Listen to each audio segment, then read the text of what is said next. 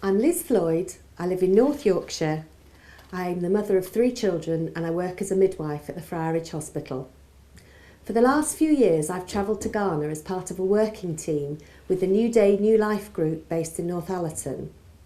I've helped in many practical ways at the children's home in Bortiano and have visited the New Day New Life Academy in the heart of Jamestown.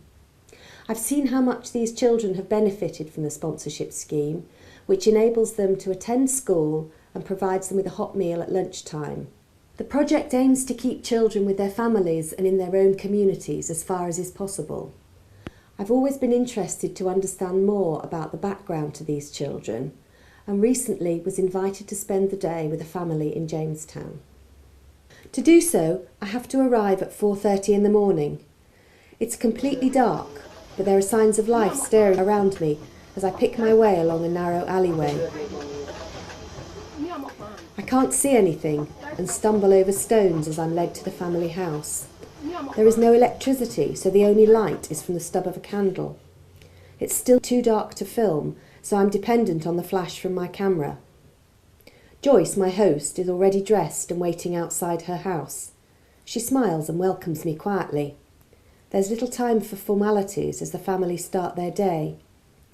Inside the house, the children are starting to get up, although the youngest girl, Florence, is still asleep on a mat on the floor. I feel very much an intruder. The floor area of the house is still covered with the sleeping mats where all the family sleep. It's hard to imagine how they can all lie down together. Joyce, the 5 children, plus her grown-up daughter and her friend, 8 people. As the children get up, the sleeping mats are rolled up and clothes put carefully away. There is one large cupboard that contains their belongings. Clothes are stored in bags against the wall. By the door, shelves are stacked with the baking tins for Joyce's bakery business. Joyce is 47. Her husband died a long time ago. She had to bring up 5 children on her own in a tiny shack in Jamestown, and they have now left home. Pastor Osmond from the New Day New Life project asked her to become a foster mother to another 5 children. Pastor Osmond is the leader of this work, and Joyce says, "He's like a brother to me." The children age from 5 to 19 and call Joyce Mum because in this society, children not attached to families face real stigma. Joyce is breathless with asthma and wheezes badly when she greets me. She mixes her medicine on a wooden slab, grinding some sort of stone with lime juice.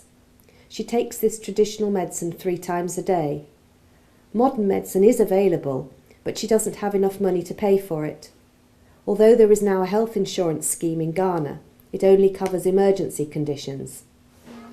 The children clean their teeth and wash before dressing in their school clothes. They're quiet and relaxed with each other, the older children helping the younger with their hair and clothes. From such cramped and difficult circumstances, it's quite a surprise to see them looking so clean and tidy in their school clothes. Joyce prepares the breakfast of bread and warm tea made with evaporated milk. They all sit around a small table and eat quietly. It's an amiable and relaxed atmosphere. Once breakfast is finished and cleared away, the children get ready for school.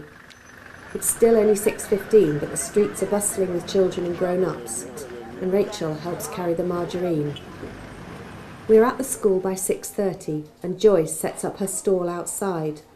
Although school doesn't start till 8, there are children already loitering outside, eager for some breakfast. For a couple of pesewas, she sells them bread and margarine, as well as lollipops, just like an informal breakfast club. Some of the other children arrive with rice or plantain balls in plastic bags from home. Others seem to have plenty of pennies to buy food. They chatter and gossip and want me to take their photographs. The takings are tucked carefully into a handkerchief and hidden inside her bra. School starts at 8 o'clock and the children are chivied inside to start their day. Joyce remains outside selling her bread for the rest of the day. Assembly takes place outside in a courtyard area. Rachel is in one of the senior classes. Rachel's first lesson is maths, a complicated lesson about fractions and denominators. She sits near the front and appears to be interested, although I can't imagine how she can concentrate above the noise levels.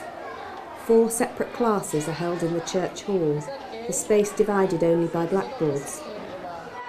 Later the children go down to the beach, actually a flattened rubbish tip, for a PE lesson. There must be nearly 100 children, and after a very impressive series of warm-up exercises, they play ball games, football, and have running races. It is probably the only opportunity these children have to really run about. Lessons are staggered for lunch, and all children are given a hot meal. For many children, this must be one of the most pressing reasons for parents sending their children to school. School finishes at 3:30. Joyce and Rachel set off home, following the same route as this morning. Jamestown is the old centre of Accra, the forts and old buildings along the sea line, testament to its colonial past. It remains an impoverished, overcrowded slum area. The main occupation for men remains fishing, and there are still plenty of fish to be caught off the treacherous waters of the West African coast. For young men with no boat of their own, there are few other employment opportunities. Women can smoke fish and cook food to sell.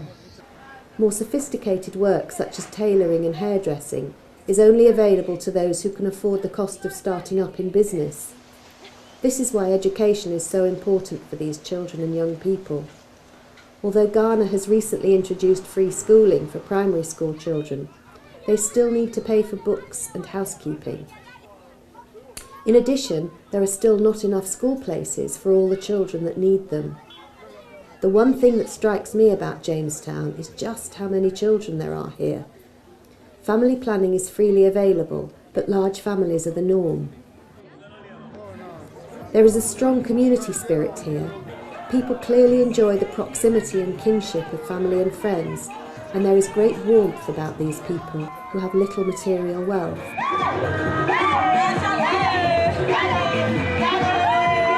Babies and young children are carried on their mothers' backs until the next baby comes along, and are clearly nurtured and cared for. I had been told that Rachel and Ebenezer's mother was dead, and that their father was an alcoholic. It's difficult for me to imagine how hard their lives were before they were taken in by Joyce. Rachel has lived with Joyce since she was 6 years old, and they obviously have a close and affectionate relationship. All the children help with chores and seem quiet and sweet-natured. In the light of day, I can see that the house is a single room built of wood, measuring about 8 feet by 10, with a corrugated metal roof. There is a large covered area outside, about the same size again. The house has no electricity, running water or sanitation. Water is collected from a standpipe around the corner. This is stored in a plastic bin at the back of the house. For each bucketful, the family must pay a few pesewas. Neither is there a toilet. There is a public toilet block nearby. This also costs a few pesewas to use. It is commonplace to see adults and children alike using the open gutters to urinate. On the far side of the house is a large round baking oven surrounded by pallets. William, the eldest foster son, is removing loaves from the oven. Joyce buys 2 bags of flour and bakes every 3 days. The oven takes 2 hours to heat up, and she bakes 50 loaves each time. Some of the bread feeds the family and the rest is sold. The small profit that she makes from this is her income and all she has to feed and support these children. Grace helps to move the loaves so they will cool. Once the oven is empty and the bread safely cooling, the children change out of their school uniforms into casual clothes. Rachel helps little Florence. She leaves their school uniforms by the window and carefully tidies their other belongings away.